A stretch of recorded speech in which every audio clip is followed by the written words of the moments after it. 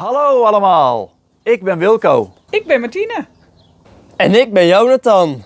Welkom bij Family Life on Wheels. In deze video zien jullie...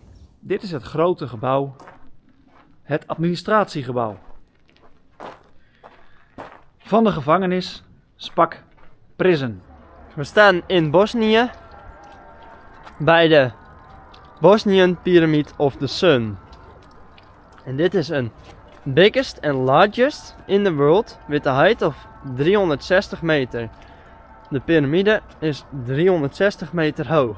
Op het moment lopen wij in de bommenopslagplaats.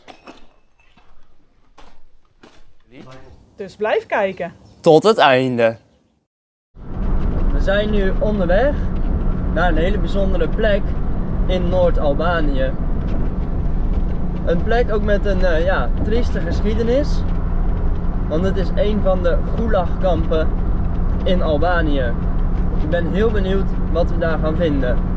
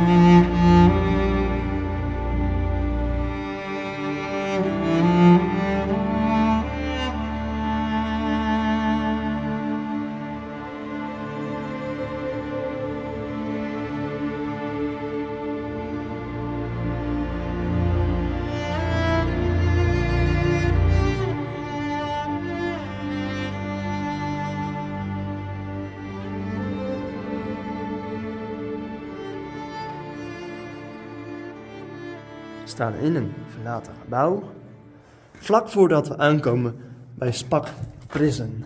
Het superberuchte gevangeniskamp. Dat zo slecht bekend stond, dat het zelfs een uitspraak is geworden in Albanië.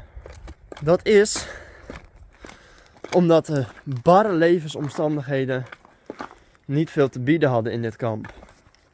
Onder een van die dingen was werken in de mijnen.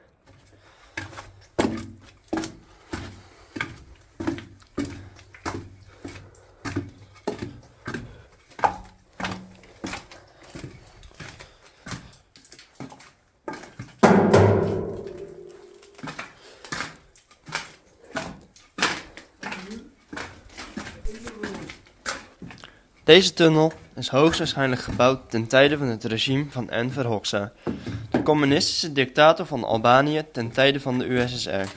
Deze gang met verschillende aanliggende ruimtes is een van de duizenden bunkers die je overal tegenkomt in Albanië.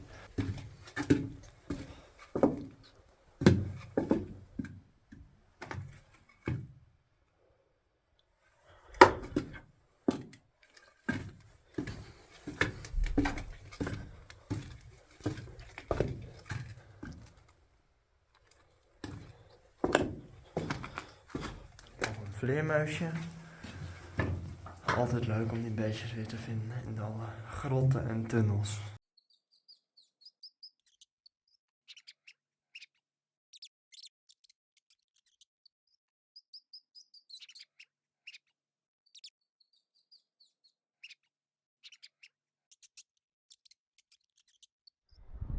We staan nu op een hele bijzondere locatie. Want vroeger stond hier achter mij het beeld van Enver Hoxha. Dat is de man die ervoor gezorgd heeft dat er 730.000 bunkers in het land zijn verschenen. Maar niet alleen dat, ook gevangenissen. Zoals deze achter ons. Dit is Spak Prison. Een van de gulagkampen in Albanië.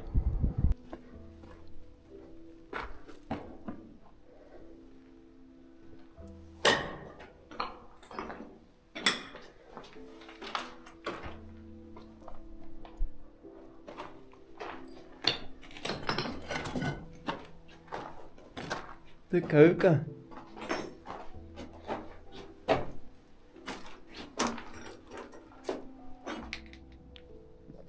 Dit is het grote gebouw, het administratiegebouw van de gevangenis Spak Prison. Dan zien we hier een huisje met daaronder een ruimte. In deze ruimte werden de bezoekers van de gevangenen gecontroleerd en ondervraagd. Dan lopen we iets verder en dan zien we hier het hokje waar de gevangenen het bezoek mochten ontvangen. Onder begeleiding van een guard. En aan de laatste paar minuten van het bezoek mocht de gevangene zijn handen door de tralies heen uitstrekken en mochten ze elkaars handen even aanraken. En dan zien we hier de gevangenen. Tenminste de plaats waar zij verbleven. Niet vrijwillig, maar omdat zij om politieke redenen een gevaar vormden voor het beleid wat er in die tijd gevoerd werd. Mensen met een andere mening dan de mainstream mening. En op de achtergrond zie je de mijn waar ze moesten werken. Op dit moment natuurlijk gemoderniseerd en niet meer onder controle van onderdrukkers en ook niet een plaats waar gevangenen aan het werk zijn. Hier leefden allemaal mensen die het niet eens waren met het regime. Werden hier opgesloten, gemarteld, uitgehongerd en vreselijke straffen werden uitgevoerd. En dat nadat ze uren in de mijn hadden moeten werken. Kortom, een vreselijke plek in een prachtige omgeving.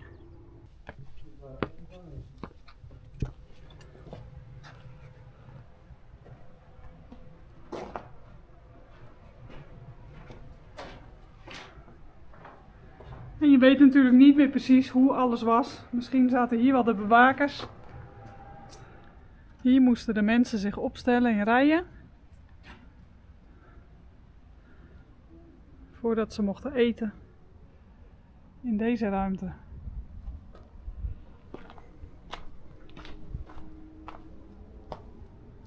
En dat eten, dat zal niet veel bijzonders zijn geweest. De verhalen kennende van dit soort gevangenkampen. Hier zien we nog een pleintje voor de gevangenissen, waar de mensen die hier zaten constant werden opgeroepen om in lijnen op te stellen. Wat dus een groot psychologisch effect heeft. Je constant moet staan, urenlang,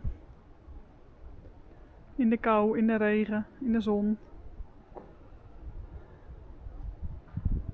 Mensen te breken. Nu we hier zo lopen, moet ik denken aan het boek Het geluk van het verloren leven. Een boek wat ik iedereen zou willen aanraden. In dat boek lezen we de geschiedenis van ene Pavel, die tijdens het Russisch communisme gevangen genomen werd vanwege zijn geloof in de Heer Jezus Christus. Zijn mening ging in tegen de opinie van de communisten. Nou, zo is ook hier deze gevangenis waar alle gevangenen gezeten hebben. En het opstellen in rijen gebeurde zomaar spontaan ineens, zonder enige reden, om de mensen uit te putten, wanhopig te maken. En om als het ware een stukje machtsmisbruik en om de gevangenen te laten voelen dat ze niets waard waren. In deze hokjes zaten de mensen met grote hoeveelheden opgesloten. Overdag en mogelijk ook 's nachts heel hard werken in de mijnen om hier een klein beetje tot rust te komen, te midden van alle andere gevangenen. En om dan zomaar spontaan uit je bed geroepen te worden om op te stellen in rijen. Wat een verschrikkelijk iets is toch gevangenschap. Hoe erg dat mensen zo over elkaar kunnen heersen als je mening anders is. Laten we God danken voor vrijheid en laten we God bidden dat we die vrijheid mogen behouden. En als je dan zo'n boek leest, kan het je enorm bemoedigen. Wat een geloofstrouw. Wat een liefde. De liefde van God die het hart vervult. En ik denk dat wij in tijden van vrijheid juist die gemeenschap met God moeten zoeken door het geloof in de Heer Jezus Christus. En als er dan zulke situaties op ons pad komen, dan kunnen we alleen staande blijven, omdat de liefde van God ons hart vervult.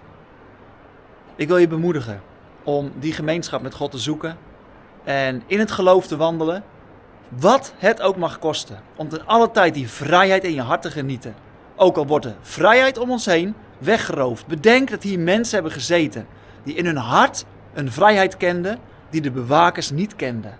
Halleluja. Hoe krijg je nou 54 mensen in zo'n vierkant hokje en ze dan ook nog laten slapen? Nou, als je hier een poosje loopt, dan valt je iets op. Je ziet donkere strepen langs de muur. 2 verdiepingen lijkt het. Kijk, daar zie je het heel goed. En hier lagen dus de mensen te slapen. En terwijl ze lagen te slapen, of juist niet lagen te slapen, nog maar wat lagen te denken, tekenden ze op de muren en het plafond. Zullen jullie er een paar van laten zien?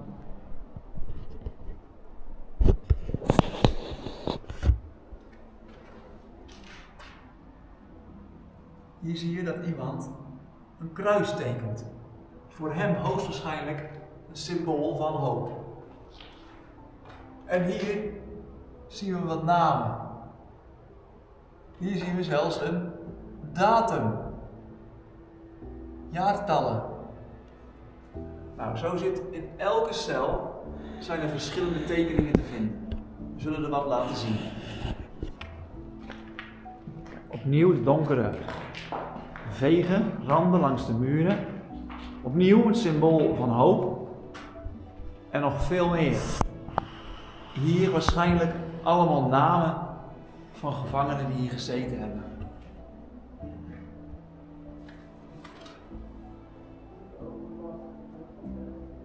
Hier zien we nog een datum 1981. Hier zien we nog wat tekeningetjes. Fujifilm. Sommige mensen hebben zelfs hele televisietoestellen van die ouderwetse getekend, waar gevoetbald wordt. En hier, als we zo draaien, zien we nog een paard. Een ruiter op een paard.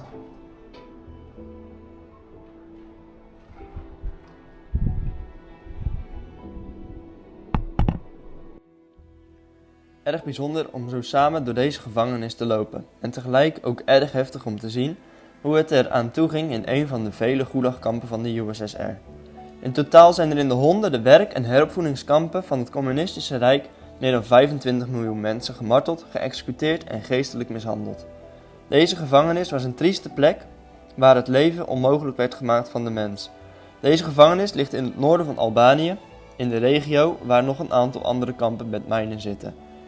Gelukkig leven wij in vrijheid en mogen ook uitkomen voor onze eigen mening, zonder daar direct voor naar de gevangenis te moeten. Wat een zegen dat wij niet in Albanië ten tijde van 1940 tot 1980 zijn geboren.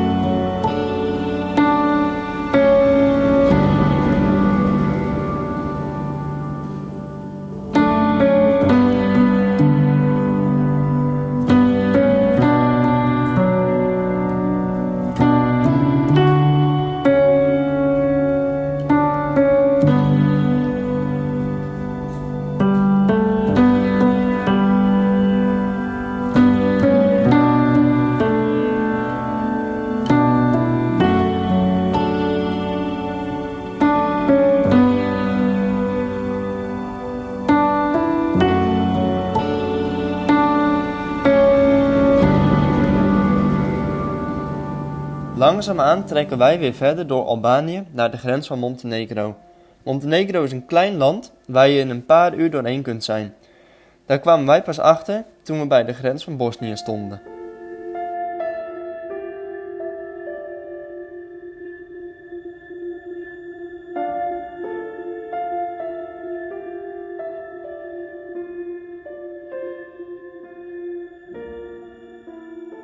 Rijdend door Montenegro zagen we dat de hele route, inclusief alle landen die we nog door moeten naar Nederland, in Namibië passen. Dat kun je ook zien als we met Google Maps navigeren naar Midden-Nederland vanuit de hoofdstad van Montenegro, Podgorica. Dan kom je op bijna dezelfde afstand als je vanaf de grens van Namibië tot in Noord-Namibië navigeert. Dit hadden we ons ook al een paar keer over verbaasd in Namibië zelf. Elke keer die enorme afstanden die je moet rijden om van A naar B te gaan. Zo kom je erachter als je door al die landen heen rijdt, dat sommige landen heel groot op de kaart getekend zijn, maar in werkelijkheid maar heel klein zijn. En andere landen heel klein op de kaart getekend zijn en heel groot zijn. Dat is grappig wat je allemaal voor ontdekkingen doet als je zo een reizend bestaan hebt.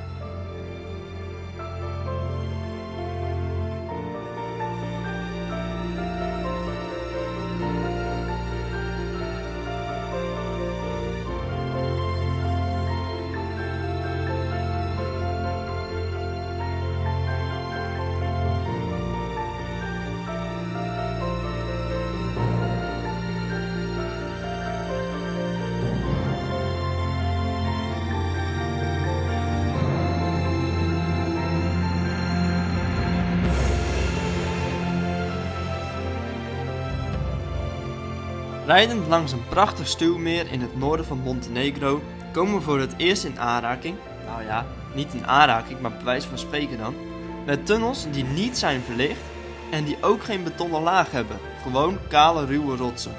Erg grappig om dat te zien. In 1957 zagen de tunnels in Zwitserland er precies hetzelfde uit, kijk maar eens.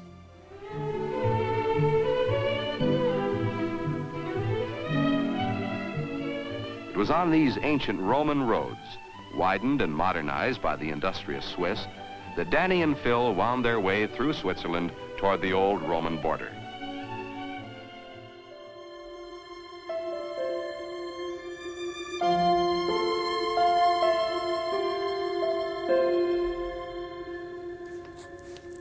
Na een prachtige rit door Montenegro zijn we nu aangekomen bij de grens van Bosnië.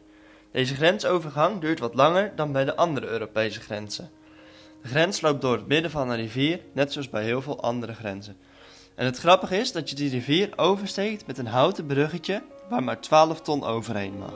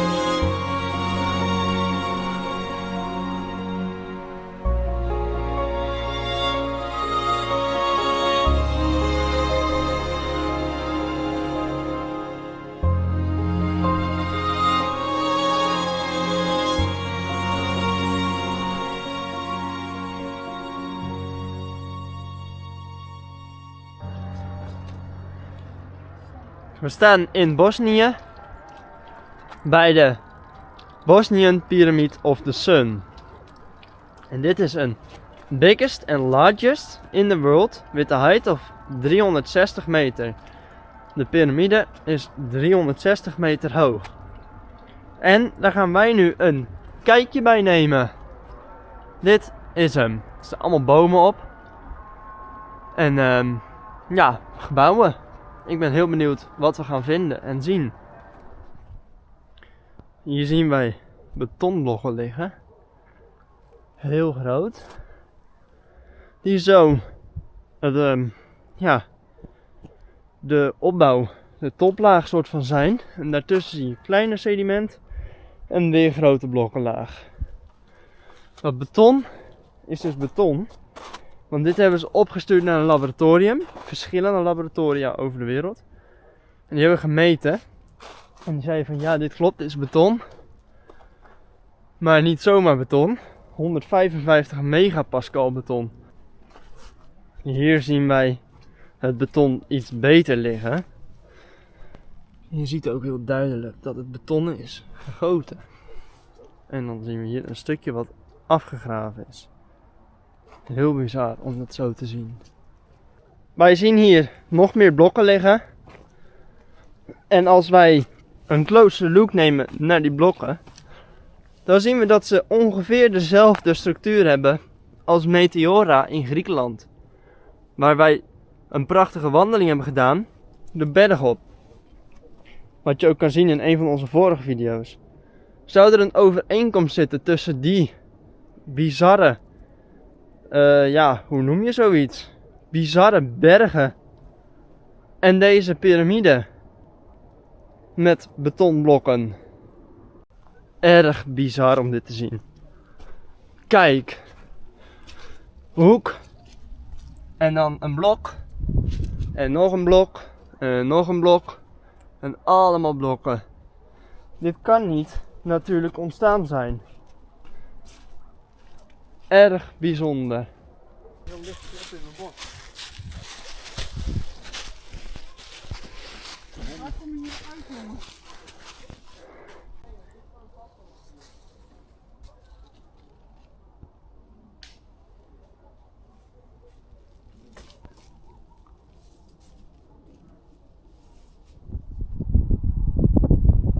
De schaduw van de gigantische zonnepiramide van Bosnië.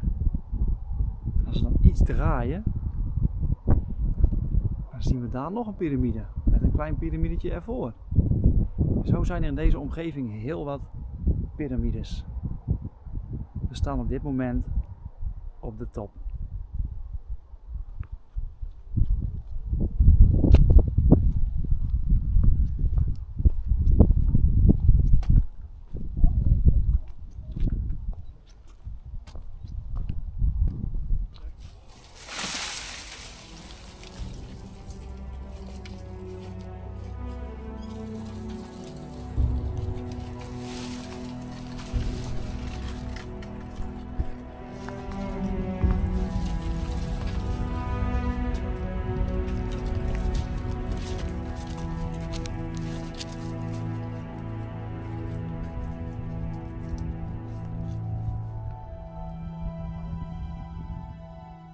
Met de drone kun je heel goed zien dat het een piramide is. Je ziet de 4 driehoekige zijden van de piramide. Echt heel fascinerend om daar zo op te lopen en in de verte nog een paar te zien. Maar er is nog meer. Gaan jullie mee ontdekken? Blijf dan kijken.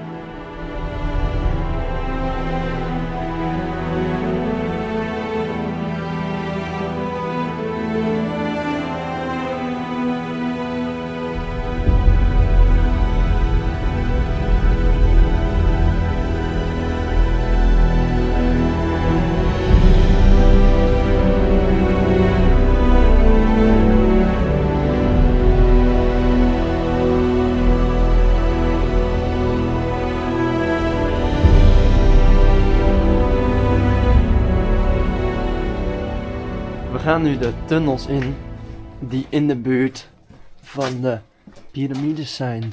Wow. De piramide Je hebt dus een hele bult piramides hier, overal. Een heleboel. En die zijn dus allemaal connected met tunnels. Heel bijzonder. Wow, dit is echt bijzonder om te zien, zeg. Al die tunnels. Ook een heleboel. Wauw. Oh, daar gaat een alarm of zo.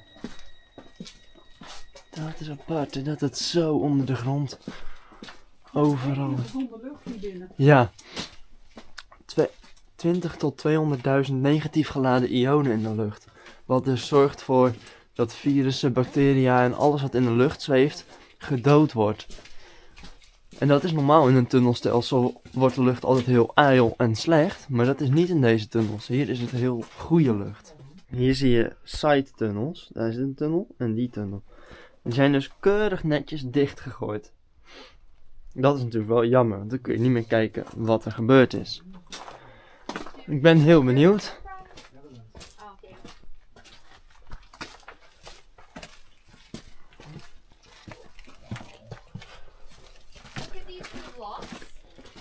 Wauw. Met nog een klein tunneltje hier. En wat zien we aan het einde van die tunnel? Is een meertje onder de grond. En dat is dus een kraakhelder meertje.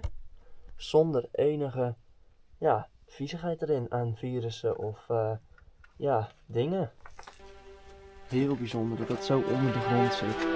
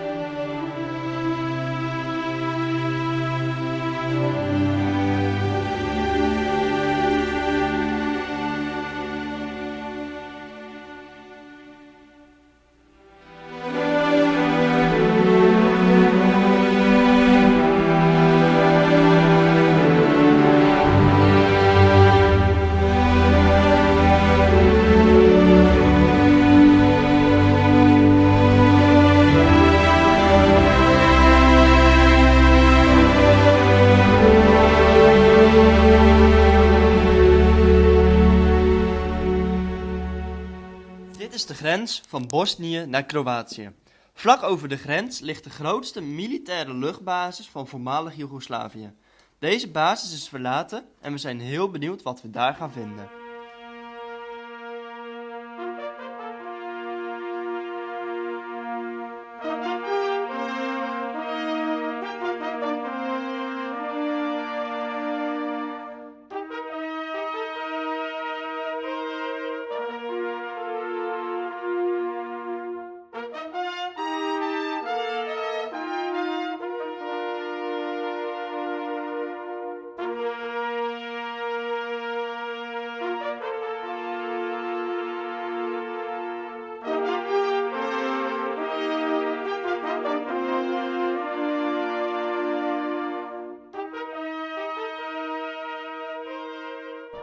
Op het moment staan we voor een prachtige oude Douglas bommenwerper.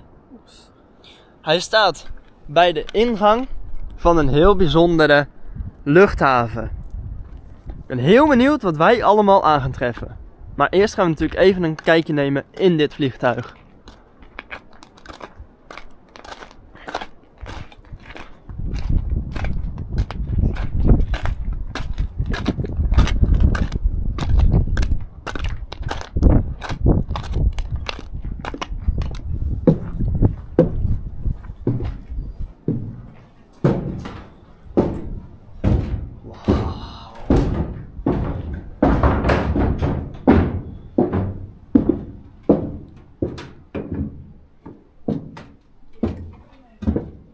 Wauw.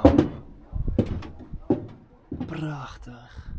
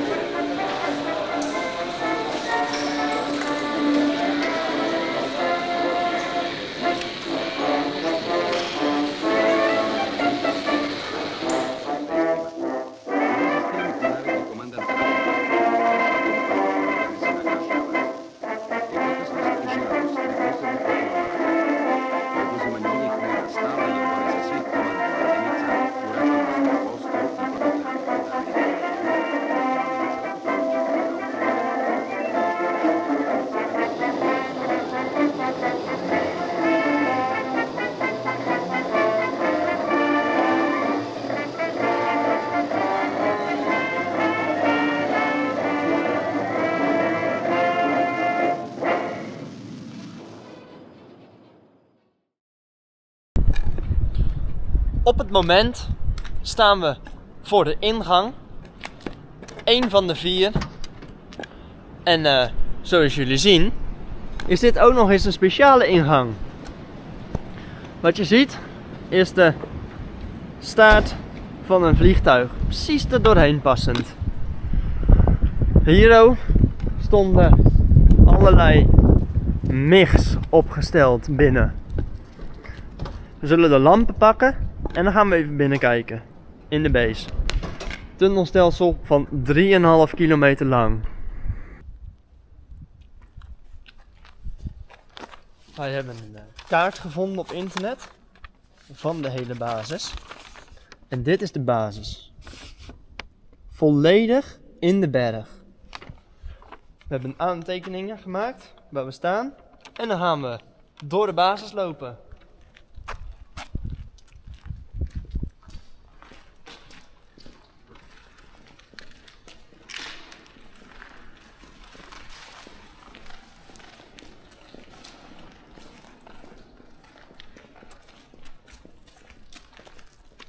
Wow.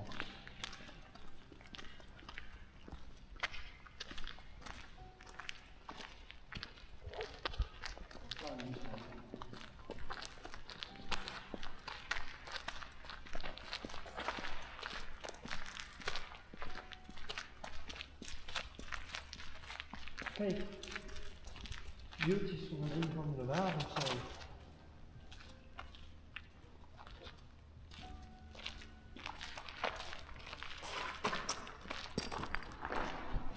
Deze tunnels zijn echt heel groot.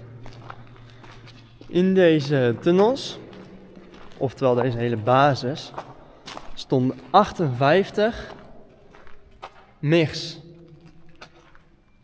opgeslagen. En in totaal 1000 man personeel. Hier is inderdaad een kamertje achter.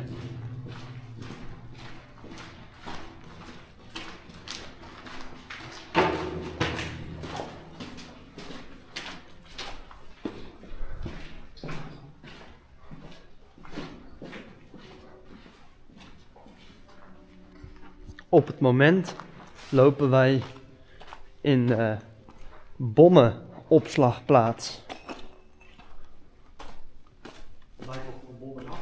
Ja. Ja, het was een top secret basis. Het werd in de volksmond object 505 genoemd. En het was volledig geheim gehouden voor de buitenwereld. Als een geheime basis van Joegoslavië. Op het moment staan wij in de werkplaats. En er liggen nog gewoon hele handleidingen. Met motordetails erop.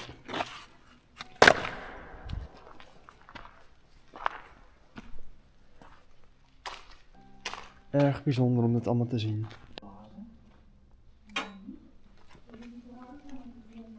Wow, dit is echt allemaal puin, verwrongen, kapot.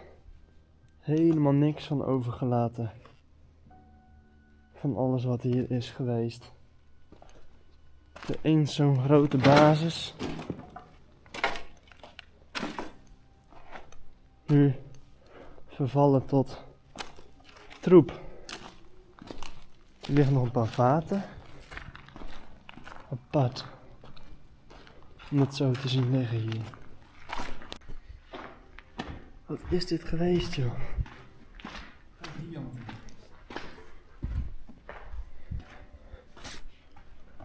Wow. Ja, daar gaat een trappetje in. Die gaat ook nog ergens in. Ik zag hier ook nog een trappetje.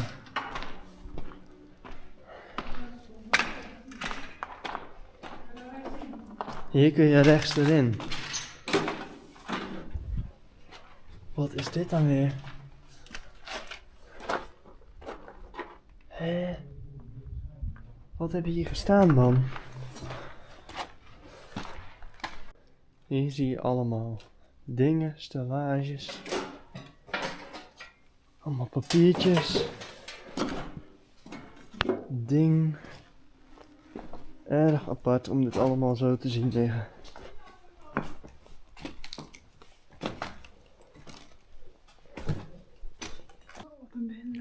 We zien hier allemaal kaarten liggen.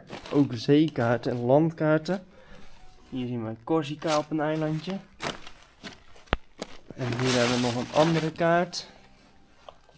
Allemaal kaarten overal. Allemaal kaarten. Wow, deze deur is groot zeg. Wow.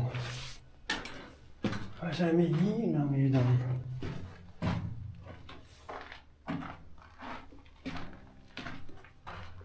Wow.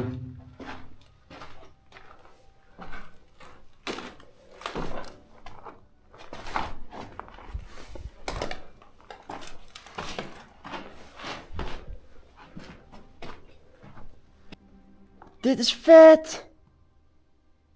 Dit is echt bizar zeg. Wow, helemaal op motor.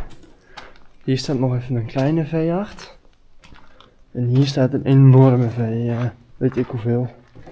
Hiermee voorzagen ze de hele basis van stroom.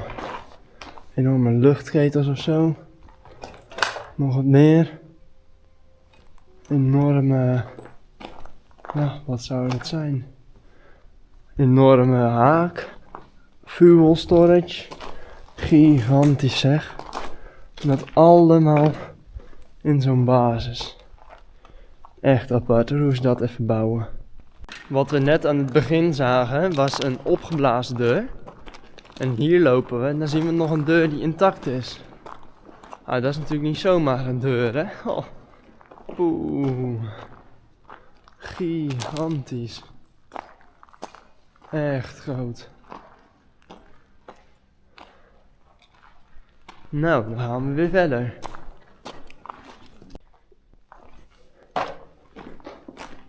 Hier liggen weer allemaal boeken en dingen. Iemand heeft hier met graffiti allemaal pijlen op de muren gezet. Waar gaat dit dan weer heen, hè? Een heel eind.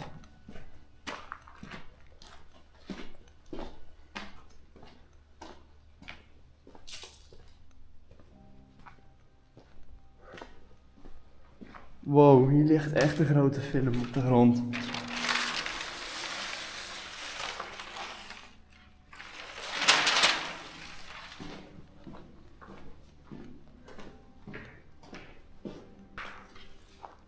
Wow.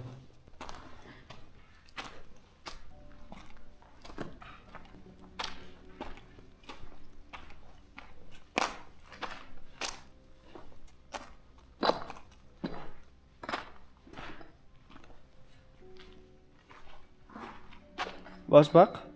Altijd leuk. Emmer?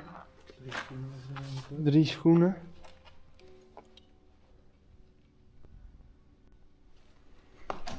Heel bijzonder om dit zo te zien. Overal liggen papieren, boeken, fotorolletjes. En elke tunnel en kamer is weer iets anders te zien.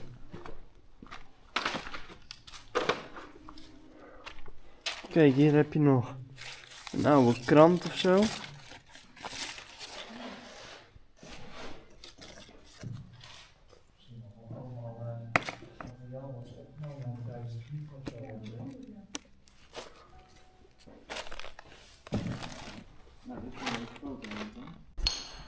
Dit was de douche.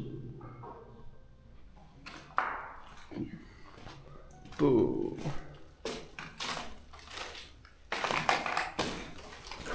Ha, kijk eens wat we hier zien. Een tribune met stoeltjes. Grappig, jongen. En dan nu zijn we aan het einde van de beest gekomen. Dan gaan we er bij deur 4 weer uit.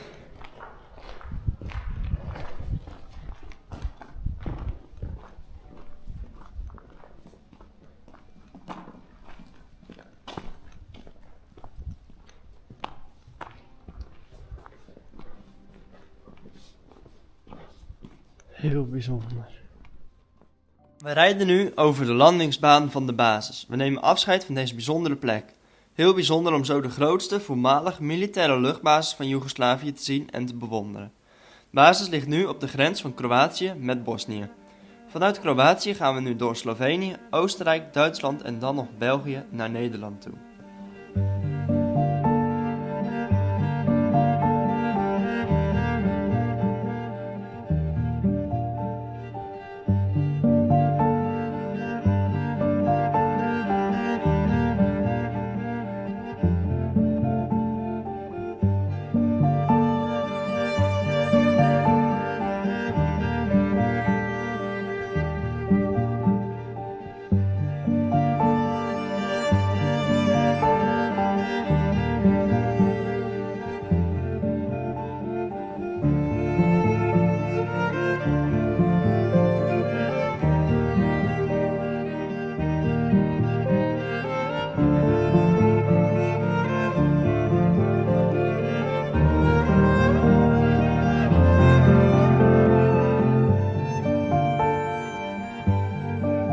Op het moment zijn we bij de grens van Slovenië en blijkt het dus dat wij een vignet nodig hebben.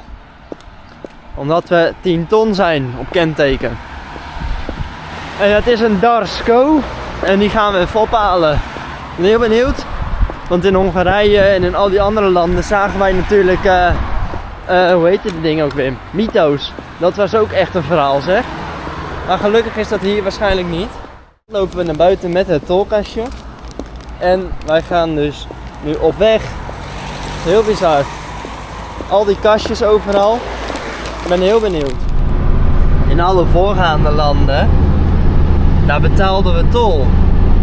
Bij het tolpoortje gewoon met je creditcard erin en dan kun je verder. En dit is een ander land. Het lijkt een beetje op de Mito, alleen een stukje kleiner. Hij geeft 2 piepjes als je door de tolpoort heen rijdt. En 4 piepjes als er geen geld meer op staat. Ik ben heel benieuwd. De tolcamera's. Ja, prachtig. Nee, het stond nog geld op dus.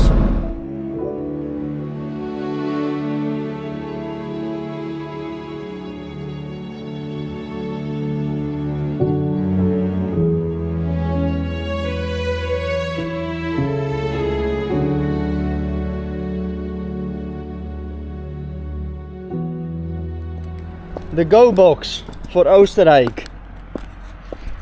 Hoe lang hebben we in Slovenië gereden? Ik denk een half uur. Ja, een half uurtje, zoiets. Nou, we hebben nu dus de box voor Austria, doordat wij daar ook de tol betalen. En dan gaan we door Oostenrijk op naar Duitsland.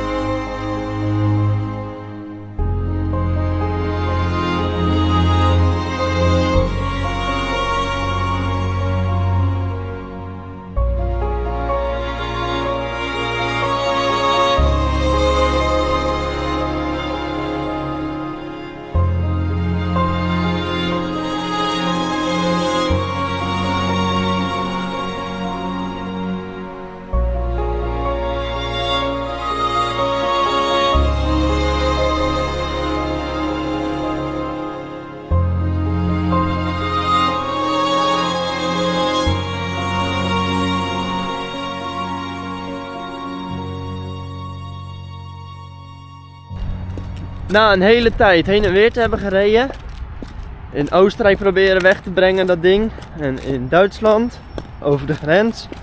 Nou ja, moest toch aan de overkant zijn van de weg. Dus nu zijn we aan de overkant en dan gaan we hem wegbrengen hier. Ik hoop dat dat lukt, die Go-box. Want het zou niet leuk zijn als het nou nog een keertje heen en weer rijden wordt. Gelukkig hebben we hem weg kunnen brengen. En dan nu gaan wij dit hele stuk extra rijden. En dan kunnen we onze weg vervolgen. Op weg naar Nederland.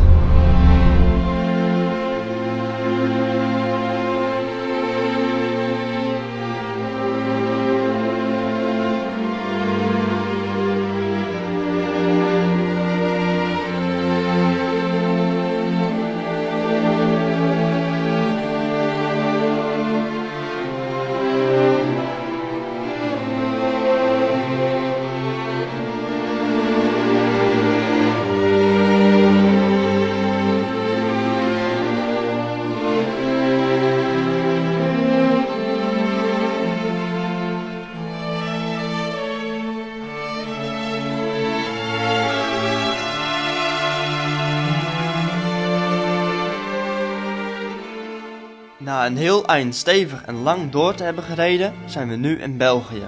En daar eindigt de proefrit heel anders dan we verwacht hadden. Hier is het heel erg leeg. Hier is het helemaal. Ja, wat? Het wiel is van plat. Er is iets verschrikkelijks gebeurd. Hier komt het allemaal. Het stinkt ook verschrikkelijk. En er komt allemaal rook. Ja, dat weet ik. Zo, dat stinkt. Auw, dit is echt kokend heet, hè? Hoe kan... Hij zit dan ook allemaal olie op? Allemaal oliespetters, hè? Pas op hé, want het kan klappen hè, dat wiel. Daar hou je helemaal niks aan.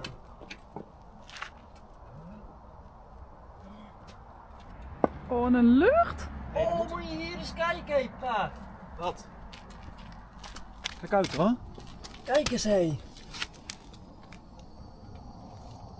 Wat is dat? Hé, klinkt niet goed, hé. Kijk eens, hé. Alle olie kookt eruit. Allemaal olie komt eruit. Vandaag hebben wij 500 kilometertjes gereden. Van een stukje voor Frankfurt am Main in Duitsland. Helemaal naar net iets boven Hasselt in België. En nou stonden we stil en zagen we ineens een gigantische rookwolken uit de camper komen.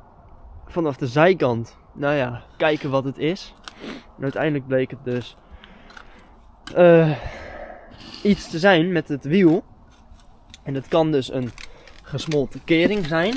Wat je ook daar ziet met de olie. Het kan een aanlopende rem zijn. Maar de olie eruit is altijd, dat blijft de grote vraag. Maar het wiel werd dus zo heet. Zo ontzettend heet. Dat deze markeringjes van de moertjes op de wielen gewoon finaal eraf gesmolten zijn. Hier liggen er nog een paar op de grond. Kijk, helemaal tot draden toe versmolten. Heel apart heet. Als je er voorbij liep, dan was het ook echt heel erg heet. En dan komt ook hier vloeistof uit. Dus wat we nu gaan doen is de potkrik pakken. En het linker voorwiel opkrikken. En ja, hem ronddraaien. Ik ben heel benieuwd of dat we iets gaan merken als die vastloopt of niet. Ik ben heel benieuwd hoe dit verhaal gaat aflopen. Ons werd al geadviseerd om hier niet mee verder te rijden. Dus ja, de laatste kilometertjes. Wordt nog even spannend hoe we dat gaan doen. Op een dieplader misschien wel.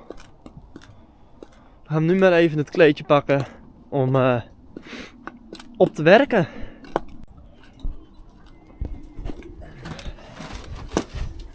Ja, hier hebben wij het kistje met de vetspuit en de potkrik.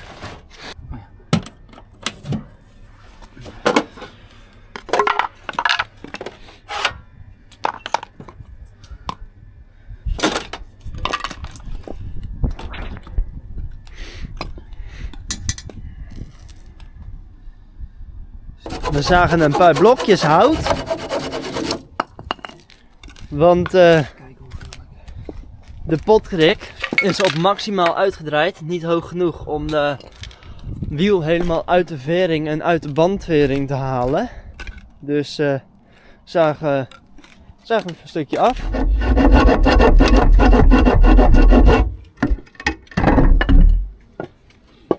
Ja. Nice, dank je. Ja. Dan moet ik hem eigenlijk even maximaal laten zakken. Wat gaat dat ding raar stroef, joh. Jonathan gaat nou de motor starten, zodat we lucht draaien. Dan de handrem eraf. En dan gaan we kijken of dit wiel vrij loopt. Of dat de rem mogelijk blijft hangen. Dus mocht hij nou gelijk vrij lopen. Mocht hij nou straks vrij lopen. Even een paar keer proberen te remmen. En dan kijken of dat hij vrij blijft lopen. Ja, het loopt vast.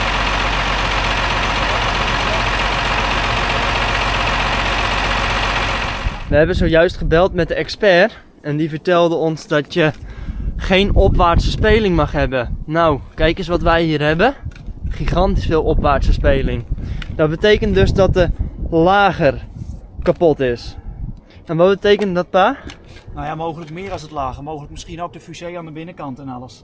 Oh, Dus ja, En dat betekent nu dus dat het einde van de proefrit gekomen is op een dieplader.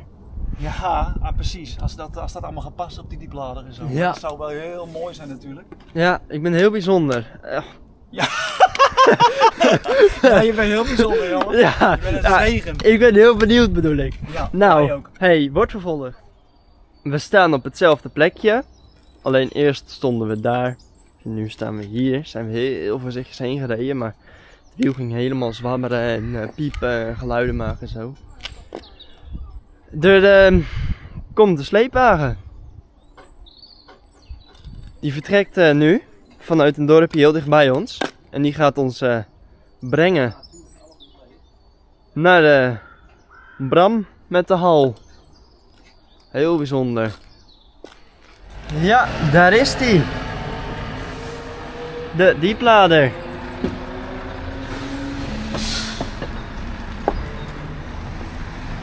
Zo.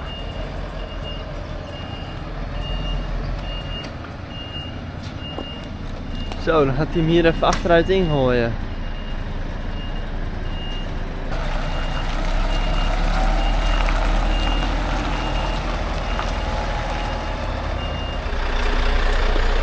Nou is hij wel heel laag bij de grond. Maar zo laag is hij niet.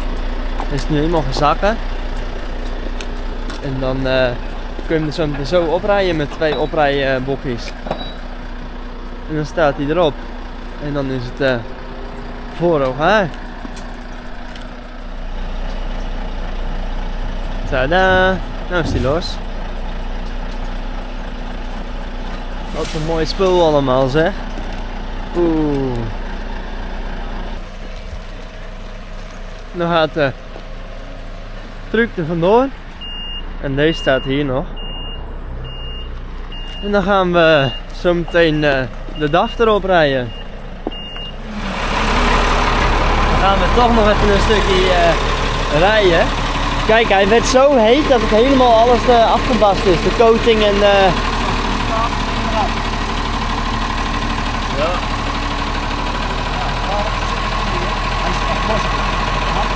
Wil je hem 4x4?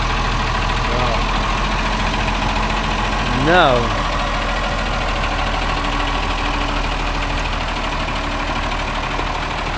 Dan gaan we hem nou heel rustig op de dieplader rijden. Nou gaan we hem erop rijden.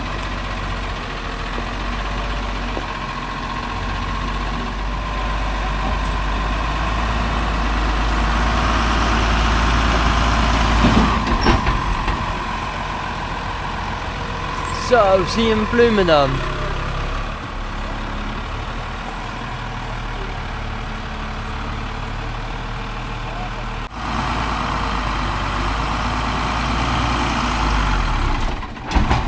Oh. Hij mist een paar pk'tjes. Maar gelukkig gaan we daarvoor naar de garage. Alle spullen zijn al binnen om hem een beetje te reviseren. Kijk, dit gaat prima zo. De DAF staat er nu op. En de truck die gaat weer aankoppelen. En dan gaan we rijden.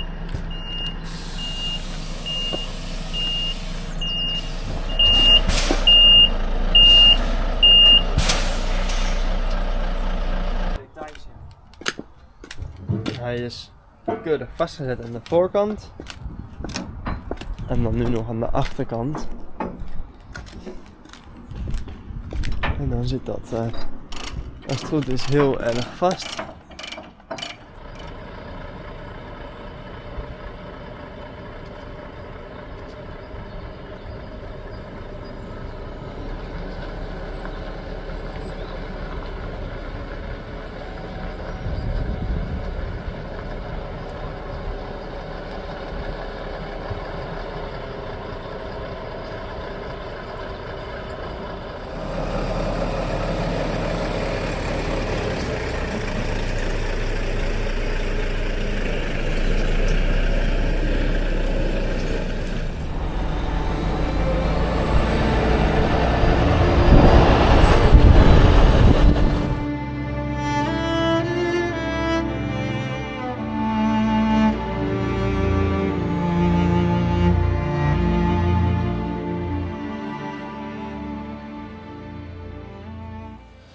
Ja, aan het einde van deze best wel lange video willen we jullie natuurlijk bedanken voor het kijken. Het was een bijzonder verhaal. Ondertussen, tijdens het reizen, hebben wij wel geleerd om onze planning met potlood te schrijven. Routes uit te stippelen met potlood. Want vaak loopt het anders als wij mensen bedacht hebben.